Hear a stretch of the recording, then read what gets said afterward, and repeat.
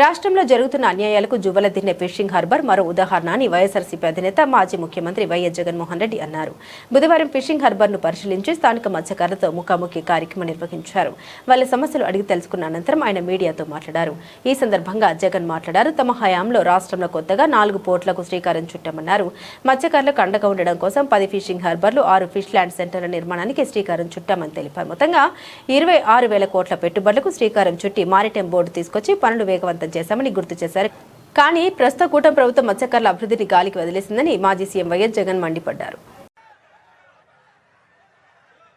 ఈ ప్రాంతంలో జరుగుతా ఉన్న అన్యాయాన్ని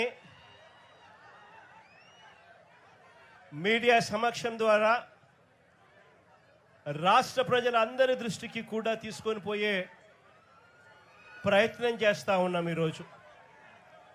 ఈరోజు నిజంగా రాష్ట్రంలో జరుగుతూ ఉన్న అన్యాయాలను నిజంగా ఎంత ఘోరంగా జరుగుతూ ఉన్నాయి అనడానికి ఈరోజు ఈ ఫిషింగ్ హార్బర్ అన్నది నిజంగా ఇంకొక ఉదాహరణ. ఈ జువ్వలదిన్నె ఫిషింగ్ హార్బర్ ఈ హార్బరే కాదు, రాష్ట్రంలో ఏకంగా వైఎస్ఆర్సీపీ ప్రభుత్వం ఉండగా,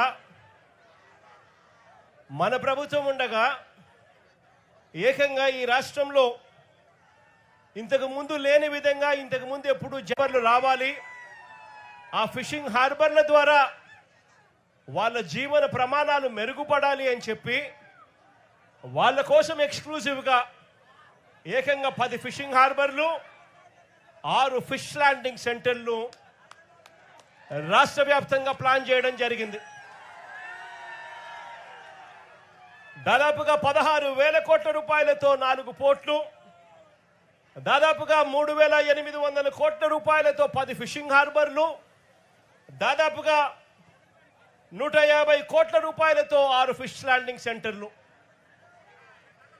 దాదాపుగా 20,000 కోట్ల రూపాయల పెట్టుబడులతో వీటికి అన్నింటికీ కూడా శ్రీకారం చుట్టాము. గతంలో వైఎస్ఆర్సీపీ ప్రభుత్వంలో మన హయాంలో ఈ 20,000 కోట్లే కాదు, ఈ 20,000 కోట్లకు అదనంగా మరో 6,000 కోట్ల రూపాయలతో మొత్తంగా 26,000 కోట్ల రూపాయలతో పోర్ట్లకు సంబంధించిన ఎక్స్పాన్షన్ కూడా ప్లానింగ్లోకి భాగమైంది.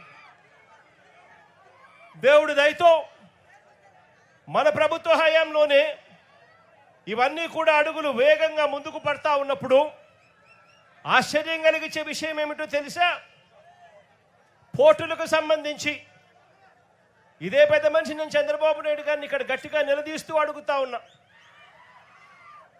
పోర్టులకు సంబంధించి కీలకమైన భూసేకరణలన్నీ కూడా పూర్తి చేసి అన్ని రకాల అనుమతులను తీసుకొచ్చి ఈ పోర్టులన్నింటినీ కూడా ఎటువంటి ఇబ్బంది లేకోకుండా బ్యాంకు రుణాలను సైతం వీటికి టైఅప్ చేసి ఫైనాన్షియల్ క్లోజర్ కూడా కంప్లీట్ చేసి మారిటైమ్ బోర్డు క్రియేట్ చేసి అన్ని రకాలుగా ఈ ప్రాజెక్టులను ముందుకు తీసుకొని పోయే కార్యక్రమం చేసి ఏకంగా రామయ్యపట్నం పోర్టులో ఏకంగా ఒకటేసారి దాదాపుగా 95% ప్రాజెక్టు కూడా పూర్తి చేసిన పరిస్థితిలోకి మన ప్రభుత్వ హయాంలో జరిగింది.